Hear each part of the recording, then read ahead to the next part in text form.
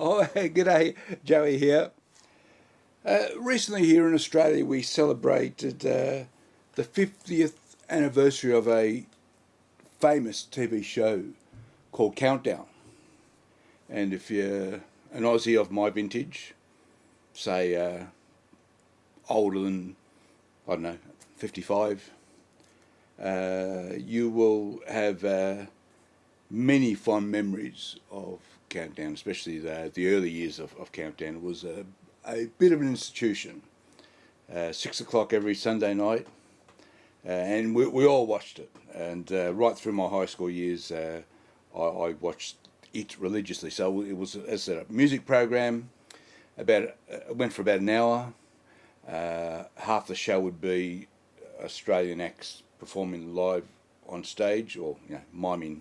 For the most part, I'm guessing that they would have been miming to the actual audio. And then the other half of the show would be music videos, film clips. But the key point to remember is that we're talking when the show started, late 1974. Yeah, November 1974, they did a pilot. In those days, music videos and film clips were very, very far and few between. So that might be one reason why they had to have the local acts playing live on stage, because there probably would not have been enough film clips to fill up a whole hour show.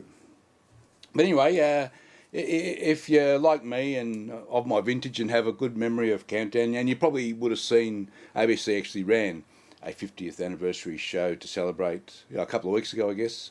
By the time you see this video, it's probably already mid-December. It probably ran around mid to late November, the show. And I just thought, maybe I would show you a few pictures out of this book.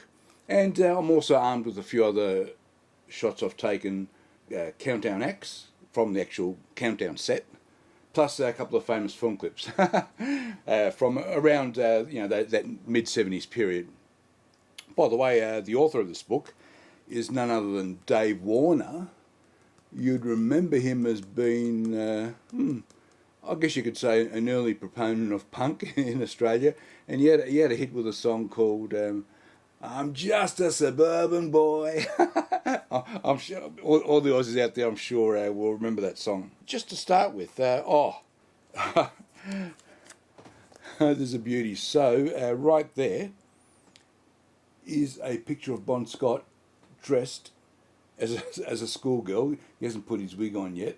He will go on with a blonde wig, and it's one of the. It would be the first appearance AC/DC ever made on Countdown. So we're talking early to mid 75. They did a cover of "Babe Please Don't Go." It's a fantastic cover, and they would have appeared a few times on Countdown playing that song.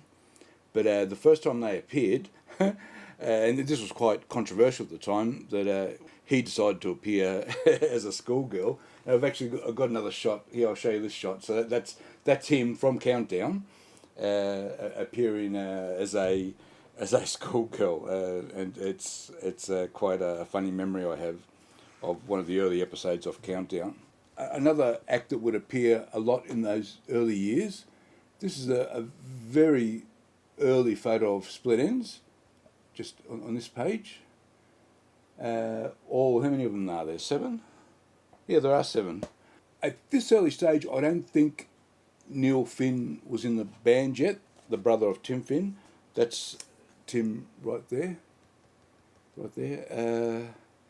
And they probably took, it's fair to say they took 2 or 3 years sort of to break into the charts and become, a popular group.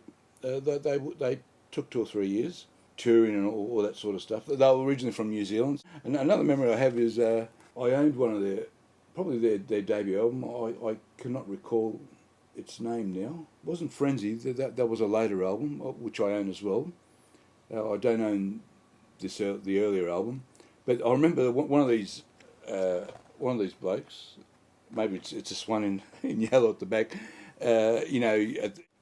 on the album, they'd go through all the instruments the various members play, and one of the blokes was just listed as miscellaneous, which I always thought was quite funny. Another act that appeared often in the early years of Countdown was Skyhawks, of course. And about 2 months ago, I looked at their debut single, Living in the 70s, and the debut album and single of the same name. The album opens with that song, Living in the 70s, and talked a fair bit about the Skyhawks' appearances on Countdown. Now that's right there in the white suit is Greg McCainch, who was the main songwriter and the bass player. Famously, Skyhawks appeared on the very first episode of Countdown. He was ill in hospital with hepatitis. He had some sort of disease. He was in hospital, so he couldn't appear. And Red Simons, the guitarist, that's Red at the back there, got his girlfriend to dress up in the white cowboy suit and pretend to play bass and appeared on Countdown. And the 50th anniversary show actually had that clip, and you can see her. You can see quite clearly that it's not Greg McCainch. Although it has to be said, if you didn't know the story, you might have thought that she was Greg McCainch. She had a remarkable similarity to a young Greg McCainch. Here's one who appeared often on Countdown, usually as film clips, but on at least one occasion she would have come on live. Maybe even, Molly Meldrum would often get famous international artists to host a show. So that's a picture of Blondie on right there next to my fingers. Now there's a very famous story. I need to read you this story. So Robbie Weeks was one of the producers, I guess you'd say, and he was with Molly in LA, and they were going to interview Deborah Harry, and his son asked his dad to see if he could get a pair of knickers off Deborah Harry. And so at the end of the interview, he indeed does ask, "Excuse me, my son wondered if I could take back a pair of your knickers." And she said, "Thank him very much for that. It's a lovely request, but I'm not wearing any." And that was that. Now, these are two related stories. This sort of thing happened often with Countdown. That's what helped make it a fairly iconic show. In one sense, they were trailblazers in that they often helped break, even though we're in little Australia, faraway Australia, but Countdown would often have a new international artist, help break them into the Australian market, and that would be like their first international success, and they would go on to bigger and better things. And indeed, Blondie falls into that category. So I'll read you another story about Blondie.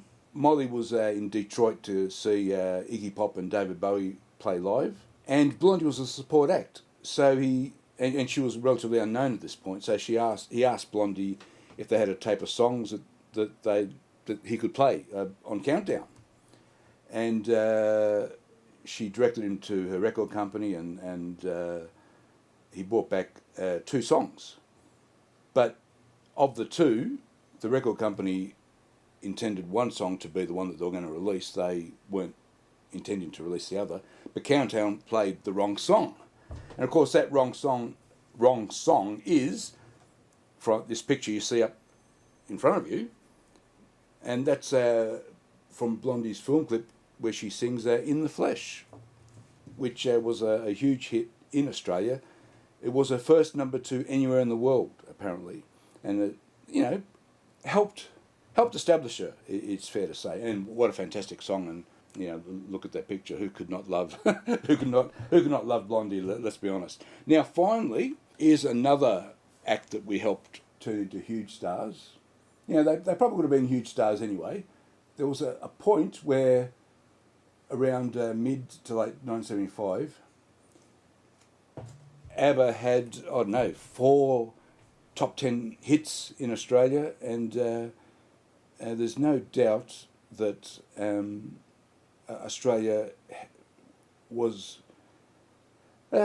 quite crucial in helping to turn ABBA into such huge international stars. Here's one final picture, and you'll recognise this picture, and of course that is from their film clip Mamma Mia, which was a massive hit. And I can remember when it first got aired, and I went to an all-boys Catholic school. On the Monday, there was lots of chatter about this group called ABBA. All right, that's a 50th year anniversary celebration of Countdown. First kicked off, exactly 50 years ago in late 1974. Very, very important part of the adolescent lives of those Aussies of my vintage. And look, I enjoyed putting this together, and I hope you enjoyed it as well. Okay, I'll see you next time. Okay, bye-bye.